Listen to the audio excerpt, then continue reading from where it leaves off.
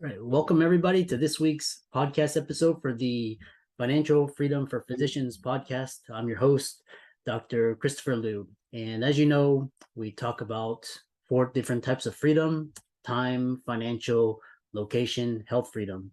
And so today we have a guest. His name is Brannon Beliso. Live your best life, and he helps individuals, businesses, and companies um, live their optimal life. So he's a critical thinker, influencer, and his passion is to inspire the discovery of purpose. So today we're going to be talking about mindset, culture branding, self-improvement. So Brandon, welcome to the show. Thank you, Christopher. I'm very grateful to be here hanging out with you. Yeah, I know we had discussed, we're just connected through Podmatch, and I'm always trying to connect my audience with influencers and people doing great and wonderful things such as yourself. So um, tell us more about your background, your upbringing, and how you came to be. Absolutely. I grew up at a time when money was very short. Um, so my family didn't have much money. So the philosophy was, what do you think money grows on trees? What do you think I'm made of money? And I get it. My father was frustrated. He was a single parent trying to raise four kids under a very challenging situation. I mean, I wore my father's suit to my high school graduation. But once I recognized that money was simply a tool and that it didn't define who I was as an individual, had nothing to do with my mindset or my self-worth or the value of who I am, then I recognized, much like a vehicle, money could be utilized as that tool. And that's when I think things started to change dramatically in my life. But I also recognize with financial wealth, it doesn't equal physical wealth, emotional wealth, mental wealth, spiritual wealth. So those are other things to create a balanced human being that helps us take the right action, make good choices, and be happy, good times or bad. Yeah, that's interesting. I like that idea of this idea that money is a tool, and it doesn't define your worth, because in the West, we're conditioned to strive and succeed, and our income and our net worth, that's Yeah. what we're on, our status in society, that's how we're judged and measured. So this is really interesting. And the question is, one thing is, one thing I've noticed is in society, we're in this fixed mindset. We're so like almost like there's one path, and everybody else kind of gets pushed to the side. How do you move from a fixed to a growth mindset? Well, I'm an entrepreneur. I've owned businesses my whole life, pretty much since my early 20s. And I recognize change is the key to success. I mean, as we negotiated this pandemic, and there's still residual effects of that, change was all that helped small businesses survive. If you didn't pivot, if you were a restaurant and you didn't pivot into DoorDash and Uber Eats and become a digital restaurant, I remember going into a parking lot, buying food from somebody that was posting pictures at Instagram. I mean, talk about that disruptive critical thinking that it takes. One of my businesses is two martial arts schools, and we had 1,000 students. As soon as the pandemic hit, we dropped down to 750. We were virtual within a week, running 750 students virtually. And we did that for the better part of 2 years. We taught out of parking lots.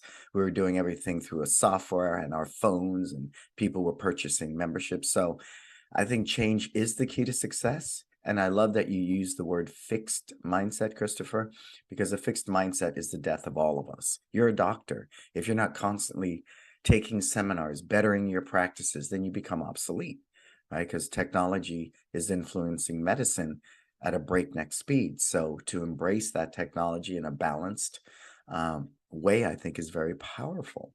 So once we understand a growth mindset is the key to our own personal development and our own financial success and even relationships. The relationship I have with my wife today, 16 years later, is not the same relationship we had when we were dating. But if we're not able to grow and change with that, then we can't adapt. Yeah, that's really interesting. I think what I found really interesting was in 2020, just people found so different, very creative ways to thrive and survive. And what's interesting is during the pandemic, I would actually order, and then I would just pick it up and eat in my cars. And that was, a lot of restaurants started a lot of their business boomed with just takeout. So, Yeah. Yeah, um, look at Chipotle. I mean, their stock like doubled, quadrupled during the pandemic. They became a takeout digital restaurant, right? Their app is amazing. A friend of mine actually worked on that takeout app.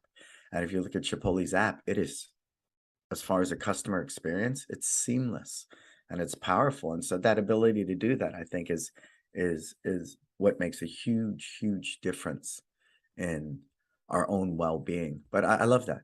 I mean, that terminology of fixed mindset to growth mindset is really why we as humans suffer, our inability to shift our mindset to whatever's going on in the climate today. Yeah, so that's powerful, Christopher. It's yeah. cool. The other thing is you talk about developing a brand based on purpose. Tell us more about that. That's quite, I found that quite fascinating. Yeah, I think the reason that is, Simon Sinek has a great piece called The Golden Circle. And as far as this is great for our own personal life, but people start with, what are we? And let's say I'm a doctor. And the biggest thing on this your website is a picture of you and your name. Okay, well that's what you are. Some people get to the how, quality service in medicine and personal, relationships, but nobody gets to the why. So if I had to ask you, Christopher, why did you choose medicine? What would you tell me? Well, I mean, I actually chose medicine just because of my cultural upbringing, and a lot of it had to do with being raised, in a first generation immigrant family. You want to set the status, the standard for success, and a lot of it was based on financial stability, security. But once I achieved that, I was looking for more, doing more of an impact. So, which is why we're doing this podcast. Yeah. So there's your catchphrase. Stability to impact lives. Right? Why am I a doctor? Well, because I like to create stability in people's and impact their lives. That would be a why. And see, it makes you smile because it's pretty accurate, right? Because if you're healthy, if your health is stable, you can impact your family, your job, anything that you choose to do. But if you're constantly sick, it's hard to get into a groove, right? It's hard to do that, Christopher. So the why is so important because nobody wakes up in any of my companies and says, "How can I make Brannon a lot of money?" But they do all wake up and say, "Well, how can I help people live their best life?" And that's my thing. Whether it's myself, my family, my community, businesses, I'm very big on helping people figure out how to live your best life, not mine, yours. Because I understand that too. My father was an immigrant from another country, and he wasn't the smartest. He had a sixth grade education, but he outworked everybody. And I think that sense of work ethic that you probably have, that your parents had, that was instilled in you, that was instilled in me, is what separates it, right? Nobody starts out being brilliant. We work towards it. And if you have that type of work ethic and you work smart, then the ability to discover your why, to discover your purpose. Why are you here? I mean, we're only here for a second, right? And what do you want to do here? You want to accumulate a lot of toys, and that's nice too. Don't get me wrong. The first million I broke, was like, ooh, considering I wore my dad's suit to my graduation, and I went nuts for a little bit, and then I kind of pulled in the reins and said, "Well, are you any happier?" And I recognized no. So I went on this quest for 3 years, walking through Joshua Tree by myself, sitting in the woods, beating drums with guys, anything it took, because I wanted to be personally rich. Because money's again just a tool. It's materialism, and don't get me wrong, I live really well. So people mistaken that I'm saying live poor. No, I'm saying live well, but don't negate. A Louis Vuitton bag's not going to make me a better person. It's simply not. It's simply not. So the yin and yang of that is really important, or you never get to the why. Because everything's look at my watch, look at my car, and keeping up with the Joneses becomes your addiction, which is for some people works fine. They enjoy that. That works very well, Christopher. But I think waking up every day with a sense of purpose is very fulfilling. Yeah. You also talk about so how do people discover their purpose? It's kind of, a lot of people, they're in school were just taught just this cookie cutter approach, follow the rules and Yeah. you'll be fine. But how do people discover what they're meant to do? I think it takes a lot of courage. I know a lot of generational families where the dad is a dentist, the son is a dentist, his son is a dentist. They even have a family practice. My dentist in his office, the father, the son, and the son are all dentists. And that's cool because what they're really saying is it's not about being a dentist. It's about family. And their why became very clear at some point. It's not what I do, it's why I do it. And if you becoming a doctor made your parents feel stable and they felt like, we came all this way here as an immigrant for a better life for our kids, wow. So they feel that sense of accomplishment. So I would imagine family is very important to you, right? Oh yeah, Yeah. definitely. Yeah. So there you go. But the yin to the yang of that, Christopher, is do you have the courage to step out of that? Right? Unless it is your core value. Family is my number one core value. I want to keep my parents happy. That's who I am. I've defined that. That's who Christopher is. But for me, it was really that path of personal development and putting myself in situations that were extremely uncomfortable. I'm comfortable being uncomfortable. I'm happy sitting on a train in Germany, going from city to city, teaching and speaking all by myself. I'm very happy with that because I'm anonymous and I'm out of my element. So I think it's inside every one of us, but we have to be brave enough to say, this is mine. And if nobody else is cool with it, well, you know, I don't know what to say about that because we do. My father was my martial arts instructor. I was the prodigal son. I stood in line. How many push-ups? Yes, sir. My whole purpose in life was to make my father happy. But then, much like my father, I am my father's son. I was just as strong-willed, had my own voice like him. I was independent like him. I was a critical thinker like him. And so eventually I had to walk that path. And was it rocky? Yeah. Did I have the support of my family? No, absolutely not. You do as I say, right? Is the way my father lived. But through that suffering, I found myself. And it's a much more fulfilling life than simply being a soldier in my father's army. Yeah, it's quite interesting. And how did people, what you're describing is, the path of self individuation, self Mhm. actualization, and how do people create their version of success? We have the media, you have Instagram, all these celebrities. How do people distill, the noise from the signal from the noise? Well, I think we hear it. It's often a very trendy word, be authentic. Be authentic. And if you will follow me at social media, I don't use the filters. I avoid all of that. What's the latest, greatest thing you should be using, this frame, that filter. I just simply sit in my car and I post. And it's content driven. And it's very authentic because I believe trust is the last true form of marketing. And I say that all the time in a world of misinformation and straight up lies, like that one yesterday. They just fined Alex Jones $1 billion. How could you sit there and say it's a conspiracy that what happened at Sandy Hook? That's insane. But you know what? People believed him. That's so scary that people actually, without any type of research, without any fact checking, they believed what he said at face value.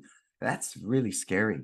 That's really scary. So I think if you're out to cultivate your brand, then number one, you need to have a very clear message that is true, right? True to you, because that's where it begins and ends. We know in a Western culture, everything's external, right? I need a distraction. Let me watch this marathon on Netflix. Let me go out here and spend $1,500. I didn't really need to buy those shoes, but why did I buy them, right? That's the Western experience. But really, the true journey is inward. And as zen as that sounds, it is. But it's lonely because inside you is you.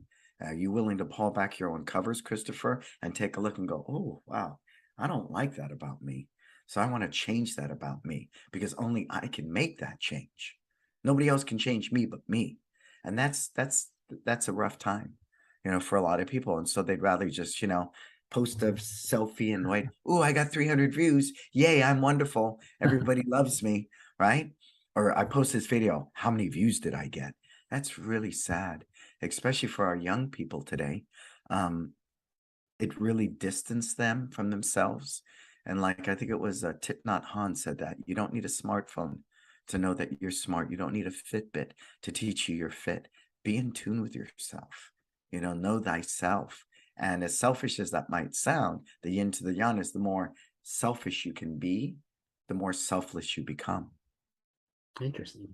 Yeah, it's you incorporate a lot of Eastern Absolutely. principles, and I think what's interesting is, a lot of the West is starting to adopt this, Eastern philosophy, and it started to go in the mainstream. You have yoga, and you have Zen, you have Buddhism. So um I know you wrote a book which called Live, Learn, and Grow: Lessons of a Reluctant Tiger, which I'm going to check out after our interview, and definitely I encourage the audience to check it out. It's on Amazon.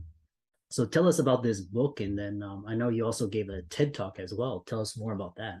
Absolutely. Thank you, Christopher. The book is an Audible as well. I like to tell people that I recorded that in George Lucas's studio. It was just the most fascinating experience where Lucas and Spielberg conceptualized Jurassic Park and Star Wars. It was just a little room and it was just wild. It was wild. And so I was able to narrate the book in that. So I kind of channeled their energy through me.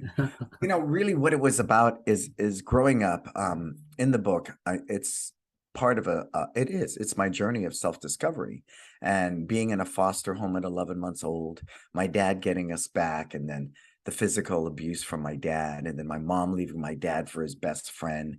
I was molested at 8, molested at 12, carrying a gun at 12 years old, running in a gang. I had a brother that was a big coke dealer who OD'd and died at 26. I mean, it's filled with war stories, but what it's filled with is not survival, but transcending survival into living, Mm. into living. And that's why it's Lessons of a Reluctant Tiger. Many days I was drug into self-discovery just through my own acts, right? Of being acting inappropriately, I would say. And it's fascinating because you hit that crossroads, and it's either jails, institutions, and death, or enlightenment. And enlightenment's not fun. Ignorance is bliss. It really is. It really is, because that self-actualization, when we allow that to happen at first, it's really uncomfortable. It's funky. And so when I wrote the book, Live, if I'm learning, I'm living. And if I'm living, I'm growing. So it's important to me that that is my constant path. And at 60 years old, if I behave the way I did when I was 20, then I've learned nothing, nothing. And someone asked me that in a podcast though recently. They go, well, you're 60 years old. What would you tell your 20-year-old self? I said, nothing. I'm not going to mess up his 20-year-old game. He should be out there partying and chasing girls and being an idiot. That's part of his self-discovery, right? That's part of youth. Don't mess it up with a bunch of wisdom at 60, right? So I think that's what the book does. I hope the book inspires people to have courage to write their own book and recognize that that book was, very cathartic for me. It was part of my therapy in getting all these skeletons out of my closet into the light of day. I should not be ashamed that I was molested at 8, but I was ashamed for many years. And I recognized by putting it in the light of day, it no longer has power over me. And that was crucial for me in my Mm. own personal development. Yeah, it's quite a very inspiring and powerful journey. Very, very raw and real. So one last question, because we're coming up on time, is one is how to be use what your past, and your trials and your tribulations to become an effective leader in today's uncertain world. Yeah, I think, I look at my team. 2 of my guys bought houses in the pandemic. I kept my core team strong. I came back to work. That's all leadership. Leadership by example, right? I think creating a culture that's purpose driven and not centered around somebody's ego. A personality driven business is not sustainable. A culture driven business is something different, but that takes a different type of leadership. The control and command leadership of post World War II. Do as I say, right? You had the boss, you had the managers, you had the assembly line workers. So there's that trickle down effect. Now everything we do is a flatline management. I'm not the boss. I'm not the CEO. I'm part of the team. So that alone, and leading by example. If I'm in one of my businesses and a bathroom's dirty, I will absolutely clean that bathroom. I'm in it. I'm in it. And then I will happily walk out and say, hey, you guys, can you get the other bathroom? I took care of this one. So that's leadership by example. Do as I say, not as I do, is just so obsolete. And today's millennial and Z need a lot more inspiration than simply, here's a process, follow this process, I will grade you on this process, and if you do, you get paid. It's just simply obsolete. Yeah. That's it.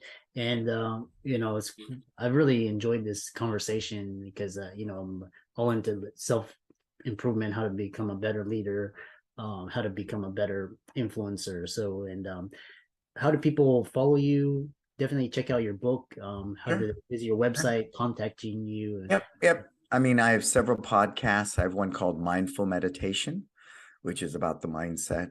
I have Success Never Sleeps, which is a weekly show I do live at Facebook and YouTube. Those are both in podcast format. You can follow me at Instagram. You can follow me at Facebook. For everything else, in LinkedIn, of course. And for everything else, you can go to brannonbeliso.com. Yeah. And you also have a YouTube channel, so definitely check Yeah. that out. And Yeah. this looks like everybody's having a YouTube channel, so that's really great to see. Yeah, but I think the part of that is don't allow social media to dominate your space. Use it for what it is. Understand who your demographic is and where they play. And I would think in your work, LinkedIn is powerful. I mean, I don't care how popular TikTok is. It's not my format. It's not my audience. So it's not a place I'm going to hang out. Right. And Meta's not going to look for me at TikTok. Meta found me through LinkedIn. And so it's a different place to be. Yeah. And for all the listeners out there, Brandon's resources will be in the links and show notes. And Yeah. Yeah. Oh yeah. And don't forget to watch my TED Talk, Happy on Purpose. I yeah, totally missed that. Yeah. and that'll be in the resources as well. So Oh, thanks so much, and we'll look forward to hearing about your future success. thank you, Christopher.